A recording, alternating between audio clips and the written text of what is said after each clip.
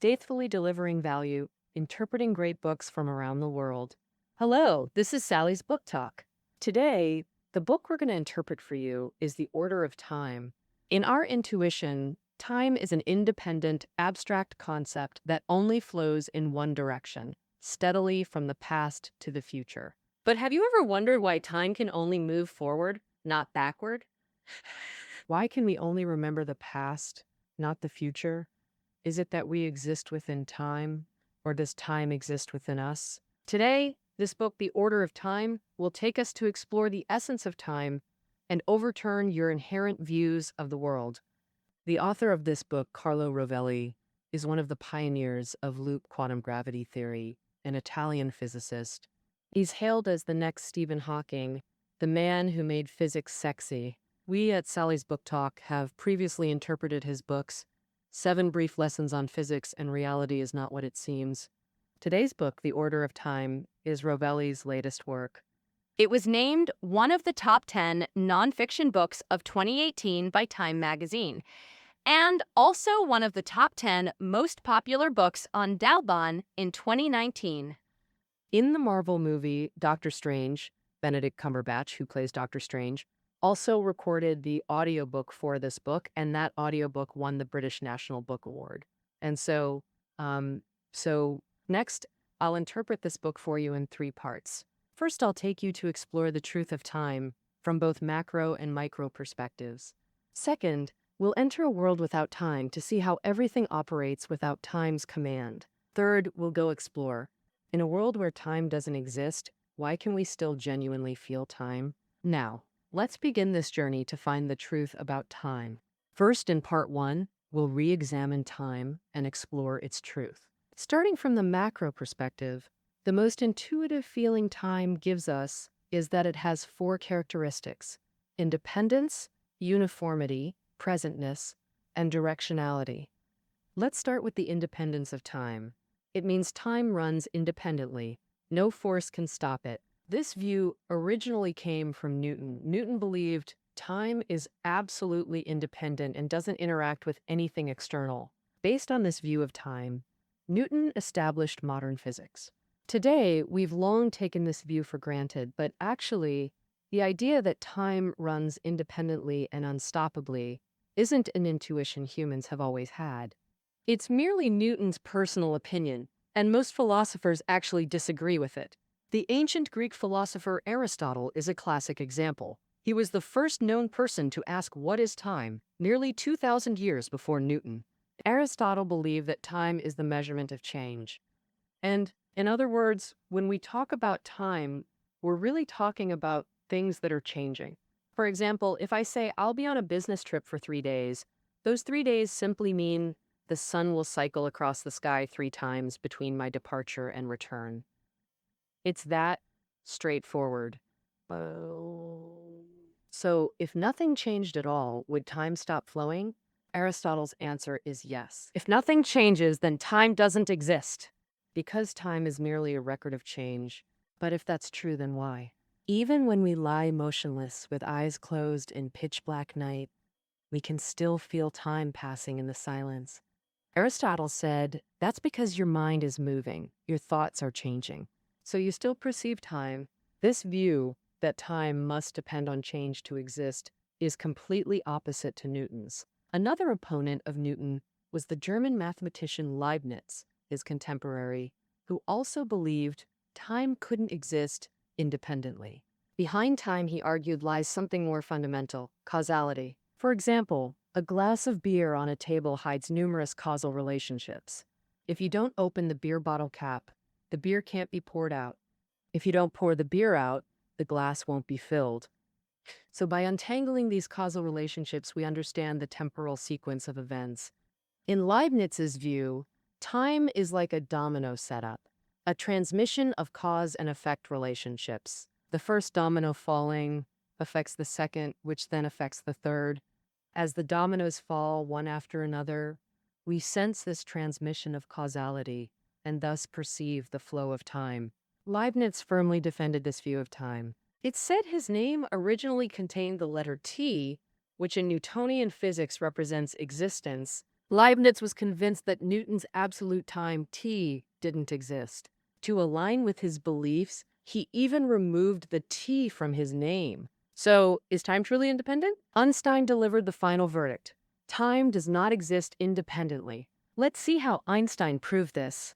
First, he established the principle of the constancy of the speed of light, meaning light speed is identical for all observers. Whether you're stationary or aboard a spaceship, the observed light speed remains unchanged. Exceeding light speed is impossible, which indirectly supports Leibniz's view. Why? Imagine someone sending you a faster-than-light message. You'd receive it before seeing them take out their phone, breaking causality. Once faster-than-light events are permitted, all sorts of absurd scenarios emerge. We'd see glasses shatter before hitting the ground, victims die before shooters fire, and so on. Therefore, Einstein established light speed constancy. This ensures causality remains intact worldwide. This indirectly upholds Leibniz's view of time. Second, Einstein proposed a new space-time concept. Given finite light speed and cosmic vastness, light takes measurable time to travel. Longer distances mean greater time differences. Thus, time and space are inseparably intertwined. The clearest proof? We measure cosmic distances in light years, using time to quantify space. We unify them as space-time. Einstein merged not just time and space, but also gravity. The sun's gravity bends space, making Earth orbit along curved paths. This curvature acts as gravity. Since space-time is unified, gravity is space-time itself, a physical entity. Like electromagnetic fields, gravitational fields exist independently but aren't transcendent. Therefore, fields relate to changing phenomena. They're dynamic. Analogy: in Newton's view, time is a stage where cosmic matter performs. Actors move, but the stage remains immovable. But in Einstein's view, the stage itself starts performing. Its performance changes with the actors, shattering time's absolute independence. So how exactly does this time stage perform? This brings us to time's second characteristic: uniformity. When we say time has uniformity, we mean it treats everyone equally. People worldwide should experience time as constant and uniform. But reality is precisely the opposite. Time is inherently unfair. Two factors affect time's flow: mass and velocity. First, mass. Objects slow time around them, with greater mass causing more slowing. This happens because massive objects work space-time. More mass means greater distortion. Earth is massive, so time flows slower closer to its surface. Thus, people at sea level age slower than those on mountaintops. Even centimeter differences matter. Your feet cells age slower than your heads. Next, velocity. Motion also slows time. Time passes slower on high-speed trains than bicycles. Faster speed means slower time. Why? Let's conduct a thought experiment. Imagine a photon clock with two mirrors and a photon bouncing vertically between them. If the mirrors are 1 meter apart, the photon completes about 150 million round trips per second. Now place this clock on a high-speed spaceship. What happens? To someone on the ship, the photon still moves vertically. But to an outside observer like you, it's completely different. The photon moves vertically while the ship moves horizontally, combining both motions. You see the photon traveling diagonally. Thus, the photon's path appears longer. Since light speed is constant, longer path means each round trip takes more time. So to you, time on the ship slows down. Everything appears in slow motion. To someone on the spaceship, a sneeze takes just 1 second. But to you, it appears to take a full minute to complete that sneeze. If you're confused, check the diagram in the audiobook notes. Now we understand time's flow changes with mass and velocity. People at different altitudes or in different vehicles experience different times. So which time is the real one? The author says this question is meaningless. Multiple times exist, none more real than others. So we've dismantled time's second characteristic: uniformity. If two people experience non-uniform time, how can they communicate across different times?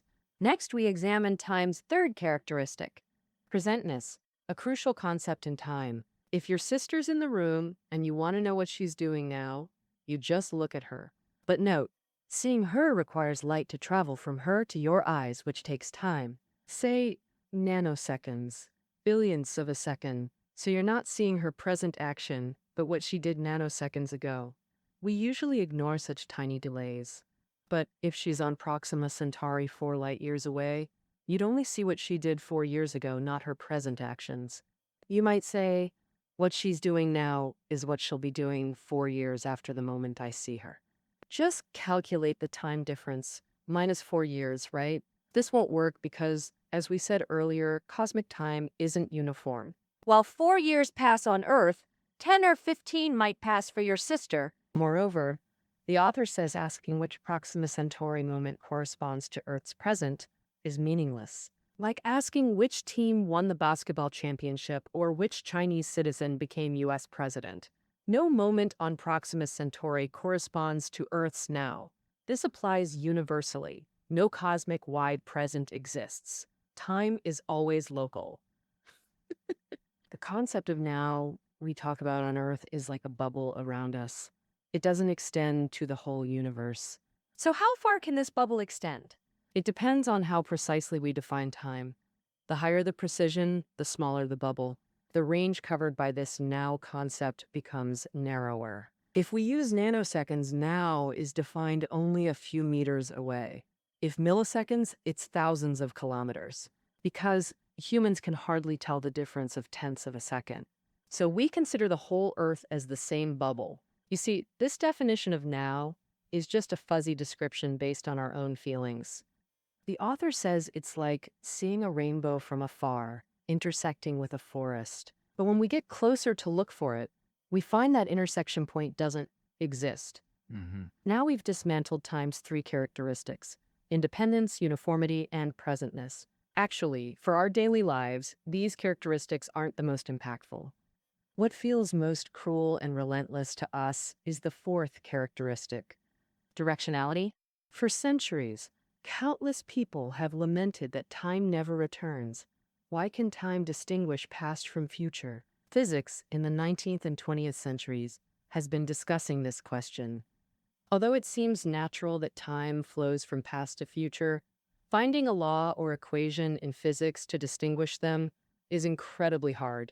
Whether it's Newtonian mechanics, Maxwell's electromagnetism, Einstein's relativity, or Heisenberg and Schrödinger's quantum mechanics, gravitational fields, like electromagnetic fields, are independent of us but not transcendent beyond matter. Therefore, fields are related to changes in things. They're dynamic. For analogy, in Newton's view, time is like a stage. Life and matter in the universe are actors. No matter how they perform, the stage stays unmoved.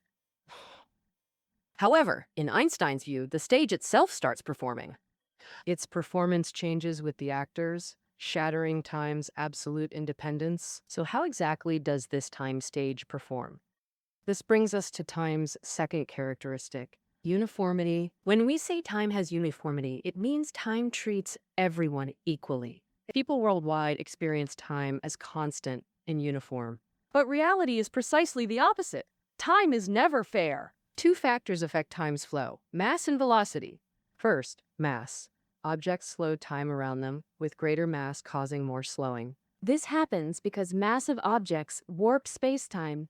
More mass means greater distortion. Earth is massive, so time flows slower closer to its surface. Thus, people at sea level age slower than those on mountaintops. Even centimeter differences matter. Your feet cells age slower than your heads. Next, velocity. Motion also slows time. Faster speed means slower time. Why? Let's conduct a thought experiment. Imagine a photon clock with 2 mirrors and a photon bouncing vertically between them, measuring time by counting round trips. With mirrors 1 meter apart, the photon completes about 150 million round trips per second. What happens when placing this clock on a high-speed spaceship? To someone on the ship, the photon moves vertically, but to an outside observer like you, it looks completely different. The photon moves vertically while the ship moves horizontally, combining both motions. You see the photon traveling diagonally. Thus, the photon's path appears longer. Constant light speed means each round trip takes more time. So to you, time on the ship slows, everything appears in slow motion. A spaceship passenger sneeze takes just 1 second, but to you, it appears to take a full minute. If confused, check the diagram in the audiobook notes. Now we know time's flow changes with mass and velocity. People at different altitudes or in different vehicles experience different times. So which time is real? The author says this question is meaningless. Multiple times exist, none more real than others, so we've dismantled time's second characteristic, uniformity. If two people experience non-uniform time, how can they communicate across different times? Next, we examine time's third characteristic, presentness, a crucial concept in time. For example, if your sister's in the room and you want to know what she's doing now, you just look at her. But note, seeing her requires light to travel from her to your eyes, taking time. Say nanoseconds, billionths of a second. So you're seeing her past action, not present. We usually ignore such tiny delays, but if she's on Proxima Centauri, 4 light years away, you'd see what she did 4 years ago, not her present actions.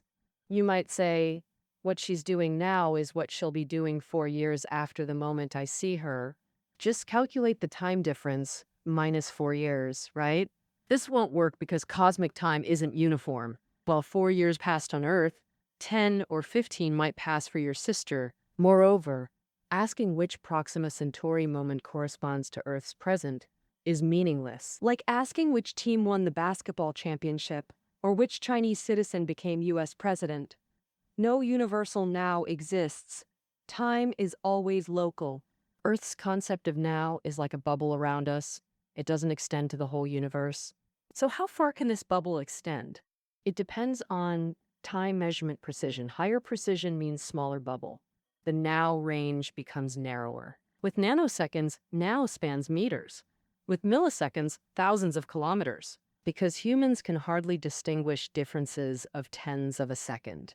So we consider the whole Earth as the same bubble. You see, this definition is just a vague description based on our own feelings. The author says it's like seeing a rainbow from afar intersecting with a forest.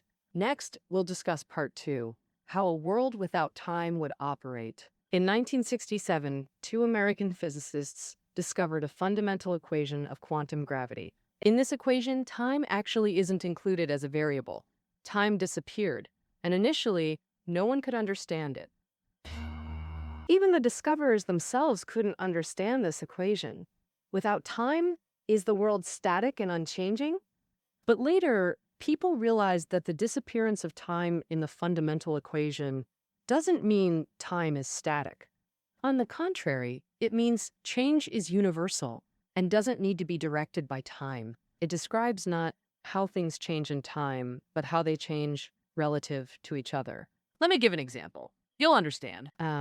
Galileo discovered that the pulse beat can be used to measure the time of each swing of a chandelier. Then, because the time of each swing was fixed, people invented the pendulum, and later, doctors could use the pendulum to measure patients' pulses. Have you noticed that this became a cycle? Galileo used the pulse to measure the pendulum. Doctors used the pendulum to measure the pulse. Actually, time is just an intermediary. We've never measured time itself. We only measure physical quantities like the pulse and pendulum, and then infer their correlated changes. So-called time is like an auxiliary line we draw in geometry problems. This line doesn't exist, but it helps us solve the problem.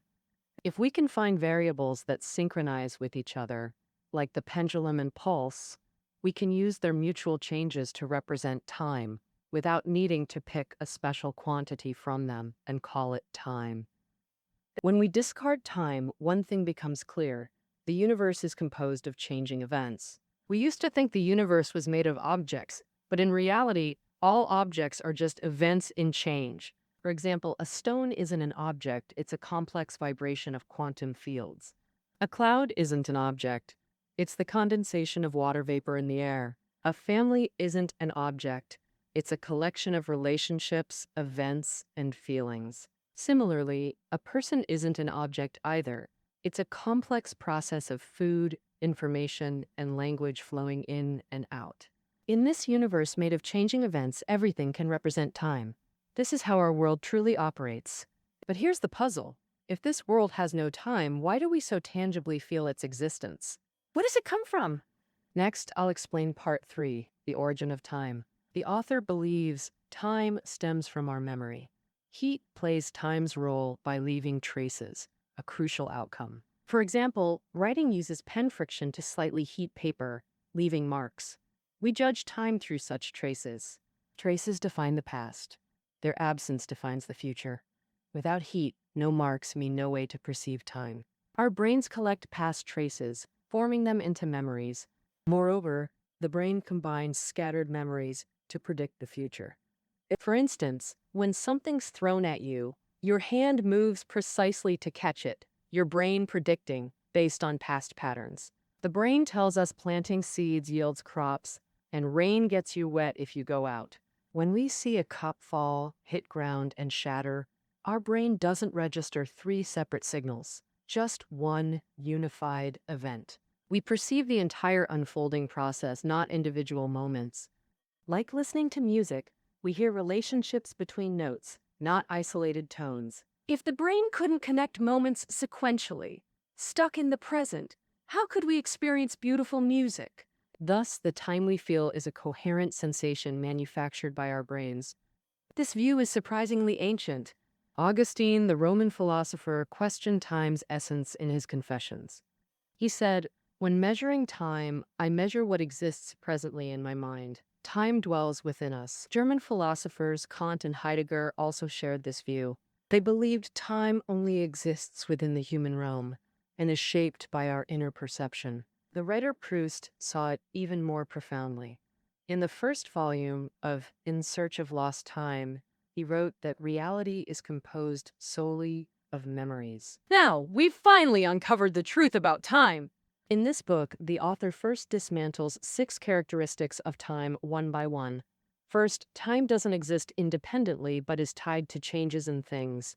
Second, the flow of time is altered by mass and velocity. People at different altitudes or in different vehicles experience different times.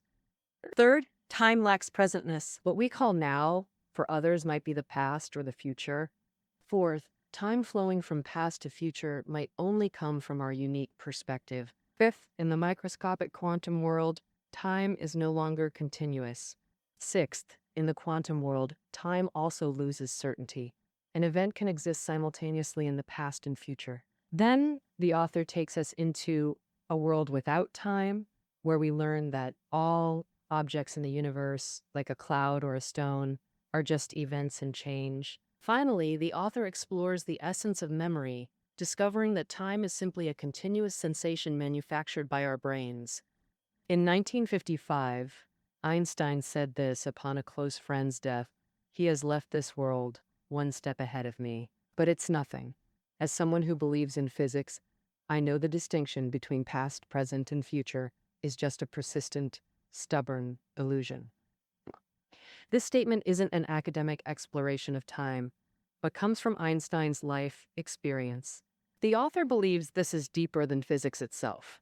Time arises because of us, and we are the creators of time. All right, that concludes our interpretation of the order of time. The listening notes are below the audio. See you tomorrow.